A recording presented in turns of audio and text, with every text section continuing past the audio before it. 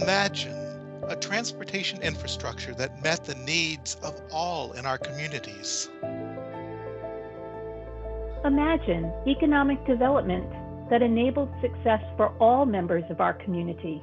Communities thriving, businesses thriving, people thriving.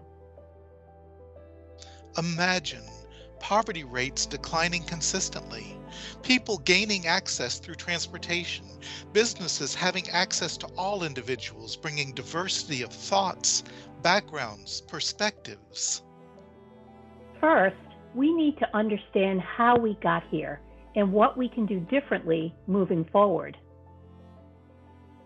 History is a tool for identifying the hows and whys. And when we can identify the hows and whys and focus on that and avoid other issues that can be counterproductive, then history is an incredibly valuable tool for creating solutions to move forward. People who work in transportation planning and policy, just by beginning to consider the history of inequity in that particular locale that we are focused on, can change the lives of literally millions of individual Americans. But today, the reality is that many people are suffering. They don't feel safe. They are being constrained by access and not being allowed to achieve the American dream. It hurts when I have a patient come to me who is engaged in treatment and is engaged in change in their lives. And the reason they can't continue that treatment is that they can't get here. When you have 100 people who need a ride, but you only have capacity for 15, how do you choose who gets recovery? For my daughter to go to early college, if she wanted to take the bus to get there, she would have to walk. I think it's almost 2 miles. It's a 28-minute walk. And then she would have to cross Gardner-Bagnall. And if you know anything about Statesville, Gardner-Bagnall is not a road you want to cross. I've had to cross it twice when I put my car in the shop, and I was petrified both times. Is there any other way to do this? We need at least a way to get, I would say, to downtown Statesville and to the shopping area of Walmart and all that. I just feel that people not having access to transportation that is affordable or that actually takes them where they need to go, they feel trapped. Yeah, if you don't have a car, one bus coming in the evening or one in the morning and then one in the evening, it's definitely life-changing. Definitely. Nothing's gonna change, so whatever.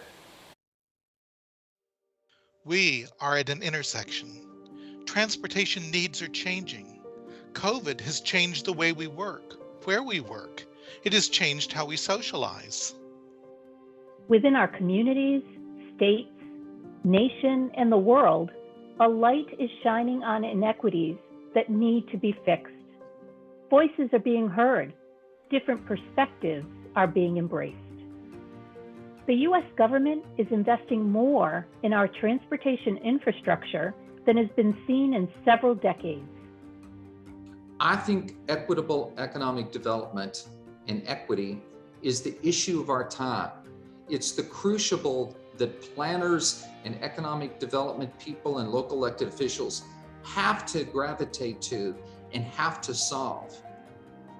I think this is an opportunity to create an Einstein project for America's infrastructure and around it, to take the kids out of poverty and transform them into a generation of geniuses with hands-on work experience, building America's infrastructure, the technology, the sensors, not just the blue-collar jobs where you're doing construction or you're moving boxes. So this is, I think, an opportunity for America's transportation people to lead the way in creating prosperity engines all across the country. Results-based accountability.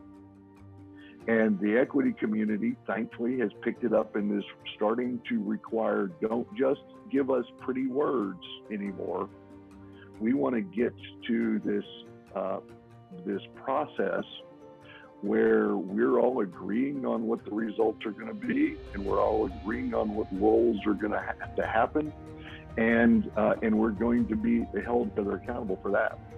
And for the minority community, those three words, equity, inclusion, and diversity, are verbs. They are action words. They're not simply a statement of support or a statement of we're going to do better. They are action words.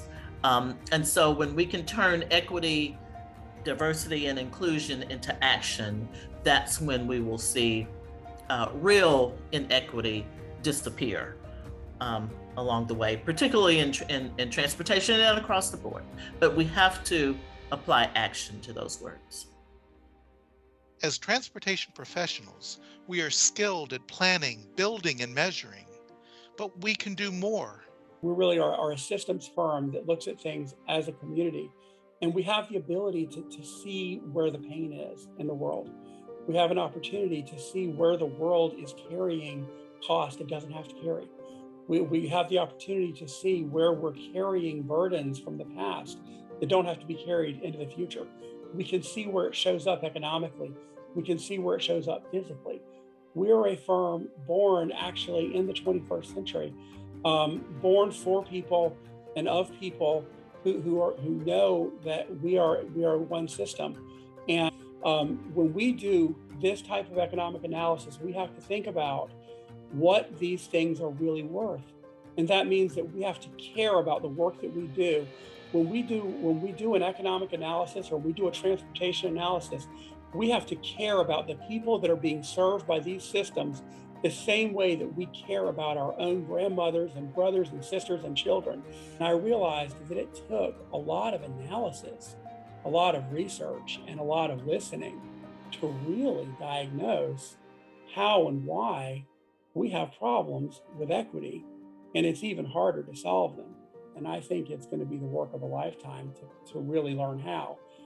But it's a journey that I'm taking, and it's a journey that I'm trying to invite other people to come on with me at Metro Analytics. And I've found some great friends along the way, and I hope that I'll find more. As an industry, we know there is a need to transform. We have access to the data that will show us where the greatest need is. But are we hearing enough voices from the individuals who are impacted the most? Are these diverse perspectives incorporated into our solutions? That Black and brown faces in transportation, either as experts or as professionals, would be normative.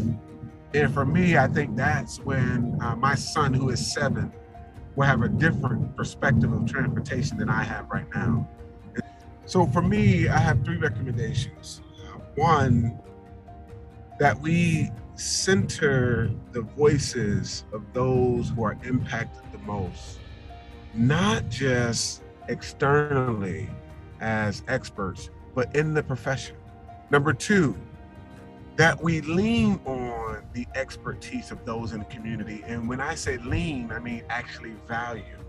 And then the very last piece for me is to lead with the lens that allows for you to value existing cultures and existing experiences that pre-existed any form of transportation, and to value those perspectives internally and externally when making decisions and when drafting policy. And what does it mean for culture and experiences to inform existing decisions? And for me, those are the 3 recommendations I think would be helpful as we reimagine what does it mean to lead with an equity lens in transportation. It is our time to make the vision of an equitable transportation system a reality together. Metro Analytics is here to help you bring an equitable transportation system to life.